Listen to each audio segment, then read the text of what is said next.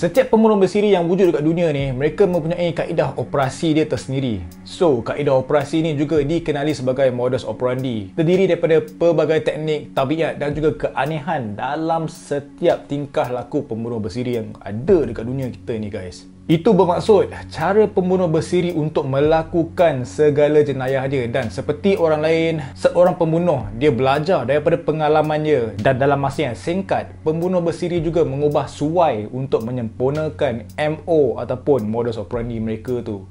So dekat situ kan, segala penyiasat ke pihak polis kan, mereka boleh sedar tentang dia punya signature move ataupun signature kaedah yang telah dilakukan oleh pembunuh-pembunuh bersiri ni tau. Dan untuk diorang ni kan, pembunuh bersiri ni, mereka juga mungkin mencari cara yang lebih cekap untuk membunuh seseorang ataupun cara yang lebih cepat untuk menculik mangsa dia. Jadi dalam kebanyakan kes, modus operandi adalah cara untuk menghubungkan jenayah kepada penjenayah bersiri tertentu. Tetapi kadang-kala diorang ni kan melakukan perbuatan dan juga rutin yang agak luar biasa dan yang pelik, yang tidak dianggap sebagai sebahagian daripada kaedah operasi mereka ataupun modus operandi. Walaupun sesetengah daripada mereka tu, diorang punya kaedah operasi itu berfungsi sebagai tanda tangan ataupun signature yang memberikan mereka sedikit kepuasan emosi ke atas segala jenayah yang telah mereka lakukan.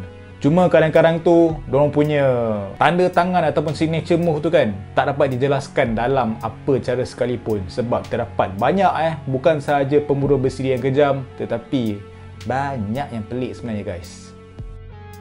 Assalamualaikum semua, welcome to Nas Winchester. Terima kasih kepada semua yang telah subscribe, dan kepada yang belum lagi subscribe, yang mana baru sahaja sampai dekat channel Nas Winchester ni, please tekan butang subscribe, please tekan the bell notification. Korang punya support memang amat aku hargai. Semoga korang semua dipermudahkan urusan dan juga dimurahkan rezeki. Alright, so kita kembali lagi dengan segmen True Crime pada minggu ni. Aku akan cover tentang beberapa pembunuh bersiri yang mempunyai ritual yang pelik-pelik dalam segala pembunuhan yang telah dilakukan oleh mereka. Tanpa membuang masa lagi, nama aku Nas and I am your True Crime Storyteller. Let's go.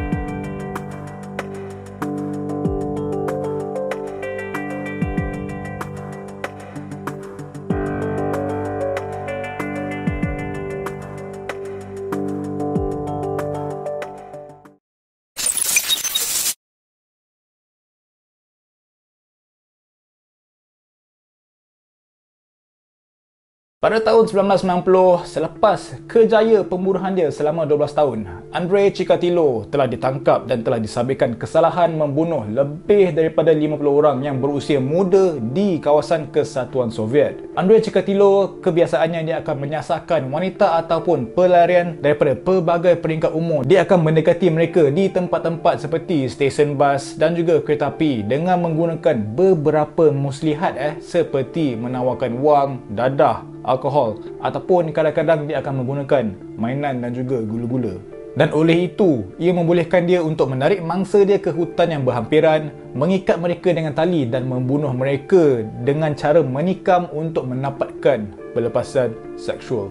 So, apa yang dia selalu buat adalah dia akan mencacatkan mangsa dia guys, dengan mencukil mata mereka, mengeluarkan perut mereka, mengunyah hidung mereka dan juga memotong lidah dan juga kemaluan. Sick tak sick mamat ni kan? Andrei Chikatilo antara serial killer yang gila babeng punya kejam guys. Terdapat dalam beberapa kes lah kaedah pembunuhannya yang pelik dan juga sadis, termasuklah dia akan menari dalam keadaan yang berbogel di sekeliling mangsa dia, dan dia juga akan melolong seperti manusia. Manusia pula melolong seperti binatang guys. Salah cakap. Tapi yelah, memang tak betul guys, Dia dah bunuh-bunuh, boleh pula menari bogel kan? Aku tak faham setengah orang macam ni kan? Dahsyat betul lah. Walaupun sepanjang penilaian psikiatri selama 60 hari mendedahkan bahawa Andrei Chikatilo dia mengalami gangguan personaliti serta terdapat ciri-ciri yang sadis, dia secara sahnya adalah waras dan juga cekap dan juga sihat untuk dibicarakan.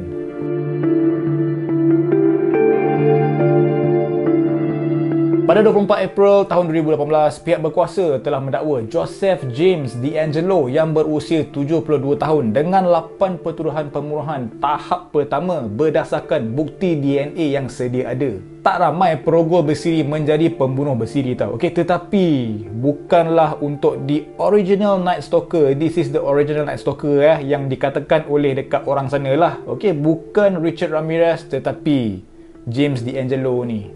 Dia juga dikenali sebagai The Diamond Knot Killer, iaitu seorang perogol dan juga pemburu bersiri yang tidak dikenali dan juga bermisteri yang bertanggungjawab atas lebih daripada 10 pembunuhan dan juga 50 kes rogol di California Selatan daripada tahun 1979 sehinggalah tahun 1986. Jadi secara kebiasaannya, pembunuh itu dia akan mengembara di sekitar kawasan kejiranan yang separa elit untuk mencari bakal mangsa dia yang tinggal di rumah satu tingkat ataupun berhampiran dengan padang yang kosong, sekolah, taman dan juga anak-anak sungai serta tapak pembinaan. Jadi dia biasanya lah dia akan memasuki rumah pada waktu malam, sama juga macam Richard Ramirez, okey, dan dia juga akan mengejutkan penghuni dan juga mengunggut mereka dengan pistol. Dan kemudian dia akan mengikat mereka dan membunuh lelaki yang ada kat dalam rumah tu dengan pukulan, dan dia juga akan menyerang pasangan mereka iaitu perempuan secara seksual sebelum membunuh mereka dengan begitu kejam. Taktik yang sama seperti Richard Ramirez, tetapi orang kata ya ni dia punya original lah. Okey, tak tahulah, mungkin bagi diorang Richard Ramirez tu kopi ori ke apa kan. Itulah dia guys. Salah satu aspek yang paling menarik dalam jenayah ini adalah tingkah laku di original Night Stalker ni adalah di tempat kejadian. Sebelum dia menjadi seorang pembunuh bersiri semasa beberapa kes rogol lah, dia ni ada duduk di hadapan mangsa dia dan dia akan memanggil mangsa wanita dia dengan nama pertama mereka guys, dan dia juga akan membuat kenyataan peribadi tentang diri dia sendiri di hadapan mangsa. Sempat ada sesi luahan perasaan by depan customer pula depan mangsa dia. Banyak sasul lah kali ni Jadi itulah ritual pelik si The Original Night Stalker ni.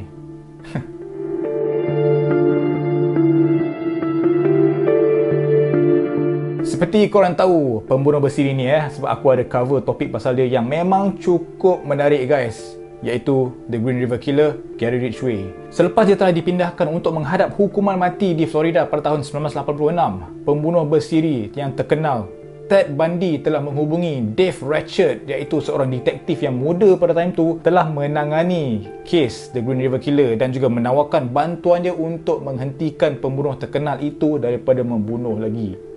Macam korang tahulah, Ted Bundy dia hendak mencuba untuk stopkan si Green River Killer ni untuk teruskan dengan segala pembunuhan bersiri dia.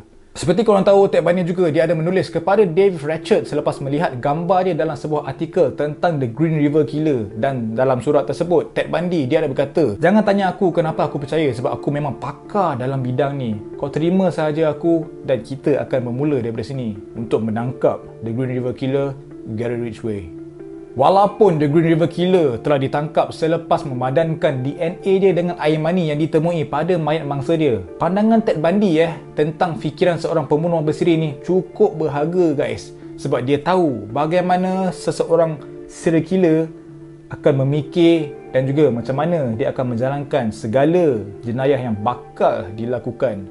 Dan of course memang tidak mengejutkanlah sebenarnya. Okey, walaupun Ted Bundy dan juga Gary Ridgway mempunyai kaedah operasi yang berbeza, tetapi mereka mempunyai satu amalan yang sama, di mana Ted Bundy secara kebiasaannya dia akan melawat semula mangsanya yang telah dibuangnya di tapak pegunungan Taylor Mountain, dan Ted Bundy dia akan memakai makeup dekat mangsa dia, bersetubuh dengan mereka dan juga berbaring dengan mayat mangsa tersebut berjam-jam guys pada selepas itu Dan Gary Ridgway pula dia akan mempraktikkan rutin yang sama, di mana dia kembali ke tapak pelupusan mayat dia untuk melihat mayat reput dan juga bertukar warna serta melakukan perbuatan seksual dengan mereka.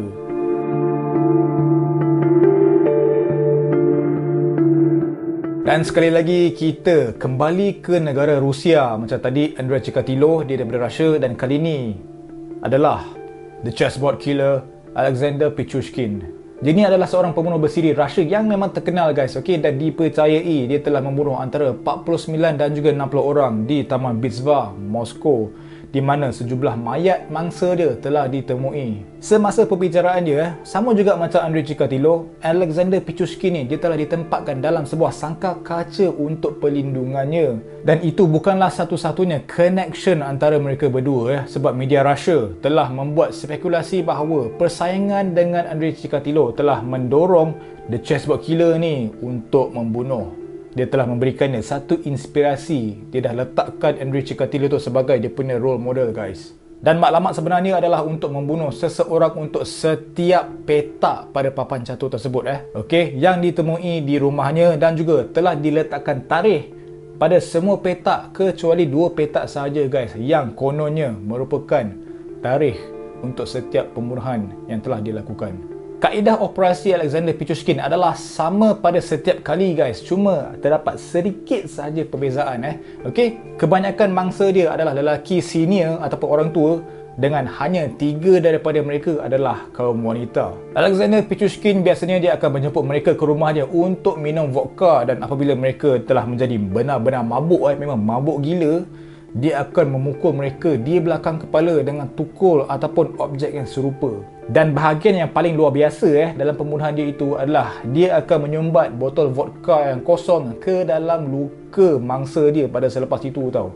Okey, dipercayailah bahawa hempasan botol yang telah mereka minum tu ke kepala mangsa dia adalah untuk memastikan kematian mereka.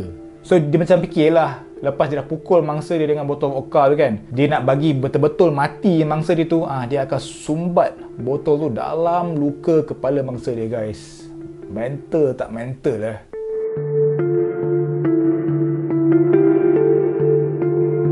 Dan untuk yang terakhir, serial killer yang ni aku ada cover dalam story aku. Korang boleh tengok balik dia punya full story okey, di mana dia ni adalah salah seorang pembunuh bersiri yang terbaru sahaja ditangkap yang bernama Israel Keyes. Dia telah melakukan siri rogol dan juga pembunuh bersirinya yang panjang sehingga penangkapannya pada tahun 2012, guys. Sementara dia sedang menunggu perbicaraan kes bagi pembunuhan salah seorang mangsa dia kan, Israel Keyes ni dia telah membunuh diri di dalam penjara. Jadi untuk Israel Keyes ni kan, dia menyukai keseronokan yang mengiringi segala pembunuhan dia itu, tau, guys. Okey, di mana dia akan merancang pembunuhannya sejak lama dan mengambil langkah yang berjaga-jaga yang luar biasa untuk mengelakkan segala pengesanan daripada pihak polis dan juga penyiasat. So macam dia ni kan, kalau dia buat kerja kan, dia memang akan fikir step by step and dia akan make sure segala plan dia berjalan dengan lancar, berjalan dengan kemas tanpa sebarang gangguan, tau. Very detail lah mamat ni aku boleh kata Dan tidak seperti kebanyakan pembunuh berseri yang lain sebab dia ni tidak mempunyai profil mangsa-mangsa dia, guys. Dia tak ada nak set profil, aku nak aim geng-geng elit ke apa kan. Tak ada, guys. So itu telah membuatkan mamat ni, Israel Keyes ni, pernah ditakuti, digeruni oleh pihak FBI. Segala pembunuhan Israel Keyes biasanya dilakukan jauh daripada rumah je, guys, okey, dan tidak pernah di kawasan yang sama 2 kali. So dekat sini aku explain dekat korang tadi kan, dia ni memang very detail, tau. Very detail, and dia akan pastikan yang dia tak senang untuk kantoi dengan pihak-pihak yang berwajib. Dan selalunya lah semasa dalam perjalanan ke tapak pembunuhan dia dia akan terus memadamkan telefon dia, dan dia juga akan membayar untuk segala pembelian dia untuk membeli apa senjata lah, dia punya barang-barang nak penghapus bukti semua kan, secara tunai. Sebab kita tahu dekat US, kebanyakan daripada mereka lah, semua orang lah almost everybody kat sana mereka akan menggunakan kad kredit, tau. Okay, tetapi bukan untuk Israel Keyes, dia akan menggunakan cash sahaja.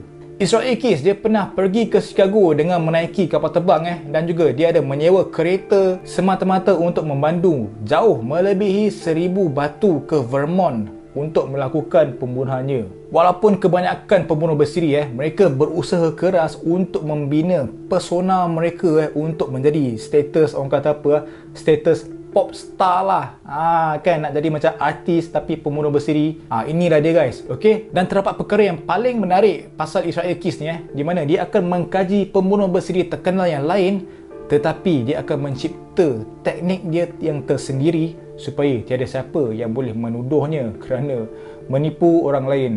Dia nak buat dia punya signature sendiri dengan, yalah, dia tengok, contoh dia tengok apa, Ted Bundy ke Richard Ramirez kan, tapi dia ada modify sikit, guys.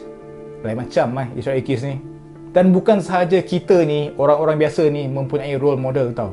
Okey, sebab pembunuh bersiri pun ada juga, guys. Okey, sebab Israel Keyes ni dia sangat-sangat mengagumi Ted Bundy dan juga mempunyai beberapa persamaan. Kedua-dua dia adalah kaki minum yang tegar, mempunyai kaedah yang licik, bijak, dan mereka akan merasakan sedikit kekuasaan, power ke atas mangsa mereka.